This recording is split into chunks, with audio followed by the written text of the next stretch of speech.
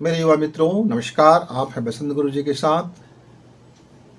मेरे कुछ युवा मित्र पार्क में बैठे बैठे ऐसे ऐसे भद्दी भद्दी बातें कर रहे थे कि कहीं से यह नहीं लग रहा था कि ये मेरा नया जनरेशन इतना ज्ञानी है, इतना समृद्ध है, इतने सभ्य है, इतने इनके पास टेक्नोलॉजी है, इतने इनके पास ज्ञान का भंडार है, इतने इनके पास सद्भावना का माहौल है, इतना प्रगति करने का सुअवसर है, अपने आप को अभिव्यक्त करने का इनके पास कितने फलक हैं, कितने आसमान हैं। ये अपनी ज़िंदगी का सिग्नेचर ये बड़े शानदार कर सकते हैं। लेकिन नहीं, बहुत से मेरे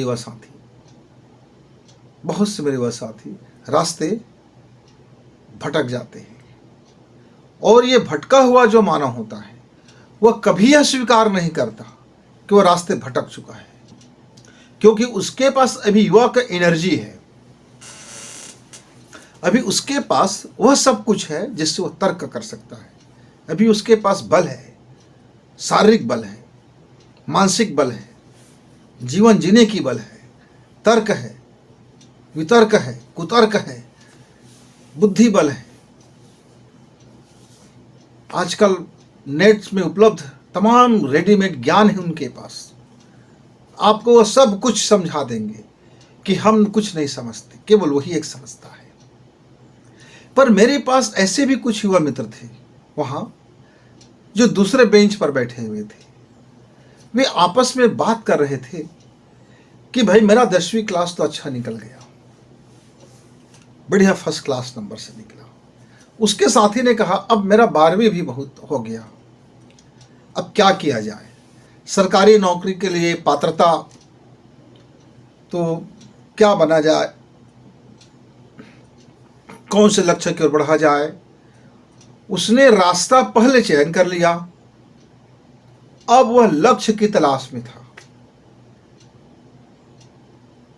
मैंने सोचा जब आपने रास्ता पहले चयन कर लिया, आपने किसी विषय पर एडमिशन ले लिए, किसी कॉलेज में एडमिशन ले लिए, अब आपका तो रास्ता तय हो गया। यह रास्ता जिस मंजिल की ओर जाता है आप वही उधर ही पहुंचोगे।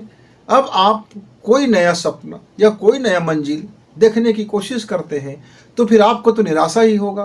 तो मेरे युवा साथी अपने सपनों को हकीकत में बदलेंगे, लेकिन कब? आपने यदि 10वीं पास कर लिया तो फिर आप अपने जीवन का सर्वोच्च मंजिल तलाश कर लीजिए, देख लीजिए, एक टारगेट कर लीजिए कि आपका जीवन जाके कहाँ रुकेगा, आप क्या करोगे, आपकी पहचान क्या होगा, आपकी आईडी क्या बनेगा, आपके नाम के पीछे क्या लगेगा या नाम के आगे क्या लगेगा, कौन से अधिकारी का लेबल चढ़ेगा, कौन सा व्यक्ति आप बनना चाहते हो, कितना प्रचुरता में धन चाहते हो, कितनी प्रचुरता में ज्ञान चाहते हो, कितनी प्रचुरता में आप सम्मान चाहते हो, आपका ड्रीम क्या है। एक अपना एक शानदार पहले ड्रीम बनाओ।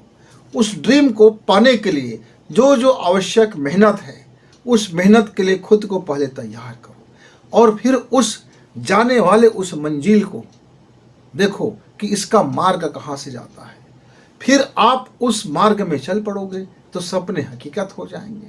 लेकिन आपने एक रास्ता में पकड़ लिया, अब उस रास्ता में चल रहे हो और आपको यही नहीं पता कि ये रास्ता का अंतिम गंतव्य क्या है। मैं इस रास्ता में क्यों चल रहा हूँ, आखिर तो इस रास्ता में मुझे मिलेगा क्या, आखिर मैं कहाँ तक चलूँगा, किस स्पीड में चलूँगा, किस गति में चलूँगा, मेरी चलने का क्वालिटी क्या होगा। और आप चले जा रहे हो, 10वीं पढ़ लिए, 11वीं पढ़ लिए, 12वीं पढ़ लिए, कॉलेज चले गए, चल रहे हो। अब कोई फॉर्म भर रहा है, वो कर रहे हैं, मैं बेरोजगार हूँ, हाय नौकरी नहीं है, मैं ये हूँ, मैं यो हूँ। अब हो गया, बाप ने कहा कि अब मैं आपको कब तक बैठे बैठे खिलाऊंगा, ये काम कर लो, वो काम कर लो, ये काम कर लिया, वो काम कर लिया, लेकिन उसमें भी मन नहीं, वहाँ भी मन नहीं, इधर भी नहीं, उधर भी नहीं, इधर उधर कुछ नहीं। और उसके बाद पार्क में आकर के दुनिया भर के लोगों को गाली गलौज और इधर उधर, और फिर हो गए, रास्ता बिगड़ गए, फिर भटक गए और फिर भटक गए। फिर भटका हुआ देवता ब्रह्म राक्षस जैसे हो जाता है मित्र। भटका हुआ देवता राक्षस से भी और बदतर हो जाता है, क्योंकि इसके पास ब्रह्म होता है यानी ज्ञान होता है और ज्ञान का बिगड़ा हुआ स्वरूप दुनिया को तबाही की ओर ले जाता है। अनपढ़ व्यक्ति उतना नुकसान नहीं करता जितना पढ़ लिख करके अनपढ़ हो जाते हैं, जितना दिशा भटक करके कोई आदमी शिक्षित होते हैं भी अशिक्षित हो जाते हैं। सपने पालिए और अपने सपनों को पाने के लिए रास्ते का भी चयन करें। तो मित्रों, यदि आपने अपने सपने देखे हैं, होश से देखे हैं, जागे हुए ध्यान से देखे हैं, यदि आपकी सांसें सही था, तो फिर आपके सपने आपको आपकी अगले मंजिल की ओर इंगित करेगा कि यही आपको रुकना नहीं है, इसके आगे भी और मंजिल है। हर मंजिल आपको इशारा करेगा कि इससे आगे और, इससे आगे और, इससे आगे और। मित्रों, सुबह सुबह फ्रेश होकर के बैठिए, एकांत में बैठिए, एकांत में बैठिए, आसमान को देखिए, मन को खाली कीजिए और खाली मन से फिर चर्चा कीजिए कि आपके वास्तविक सपने क्या हैं, उन सपनों की हैसियत क्या है, उस सपनों को पाने का मार्ग क्या है, उस सपने को पाने के लिए क्या बलिदान देना होगा, उस सपने को पाने के लिए क्या परिश्रम करना होगा, उस सपने को पाने के लिए क्या धन की जरूरत होगी, उस सपनों को पाने के लिए क्या ज्ञान की जरूरत होगी, कितनी बौद्धिक क्षमता लगेगी, कितना मेहनत लगेगा। और जैसे जैसे आप जागे हुए ध्यान से अपने सपनों के बारे में चर्चा करोगे खुद से, अपने मन से, एकांत में, तो फिर आपको मार्ग सूझता हुआ चला जाएगा। फिर आप ऐसे ही लोगों से आप दोस्ती करें जो आपके सपनों के करीब ले जाता हो। फिर एक ऐसे ही वातावरण घर में बनाएं जो आपके सपनों की ओर ले जाने वाला हो, क्योंकि इस जीवन में सपनों को पाने के लिए कोई मेहनत करने वाला बंदा तभी सफल होता है जब उसके घर में वह वातावरण होता है, उसके मोहल्ले में वह वातावरण होता है, उसके गांव में होता है। यदि आपके पास वातावरण नहीं है तो या तो वातावरण बदलिए या फिर खुद अपने रहने की जगह बदल लीजिए और जाइए वहाँ जहाँ इसका वातावरण हो।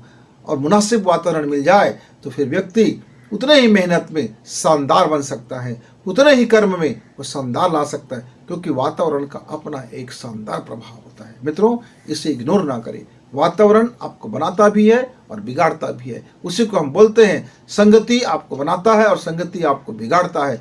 दरअसल संगति से ज़्यादा प्रभाव वातावरण का होता है, क्योंकि उसी वातावरण से उसकी संगति निकल के आती है। तो आपके सपने हकीकत होंगे। पूरी तरह से आप उसका आकलन करें, मूल्यांकन करें, विश्लेषण करें और रास्ता चयन करके चल पड़े और चल पड़े। परिश्रम, परिश्रम और परिश्रम। तब मिलेंगे। नमस्कार।